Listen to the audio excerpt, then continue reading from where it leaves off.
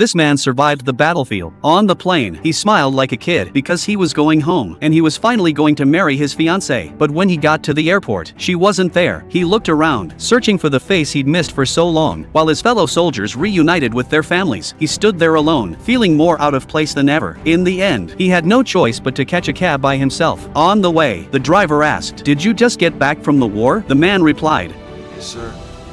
11 months and 19 days. He had counted every single day on the battlefield, telling himself he had to make it home, because before he left, he and his fiancée had made a promise. Once he came back, they would get married right away. But when he got home, the place was completely empty. There was no sign of her. Not even a single piece of furniture remained. He dialed her number immediately, but no one answered. Panic kicked in. He left her countless voicemails. "Call me. I love you. Just call me, alright?" A year on the front lines had left him with severe PTSD. Now, he could only rely on medication to keep his emotions in check. He kept talking to the phone over and over, even though no one was on the other end. Maybe he was just exhausted. He eventually fell asleep on the cold, empty floor. The next morning, he was woken up by a buzz. He looked at his phone. It was a text, a breakup message from his fiancée. He stared at the screen, confused, lost. He needed answers. So he went to her workplace. Soon, he saw her walking into the building with another man. He hid a gun behind his back and walked in. He asked her why she left him, why she didn't wait. But she only said, "Don't come here and disturb my work. We're not together anymore." He stood there, hopeless. Then he asked, "What about our daughter?" She replied, "She's my daughter, not yours. You disappeared for so long. How was I supposed to wait forever?" He said, "I went to war for you, for her." But she had lost all patience. Security.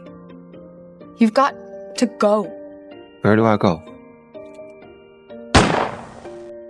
One of his fellow soldiers, who had followed him there, watched it all unfold. Furious, but helpless, all he could do was help his brother in arms hold on to one last shred of dignity. At the man's funeral, his brothers paid tribute to his sacrifice, his service, and their deep grief. He survived the war, but died in their love.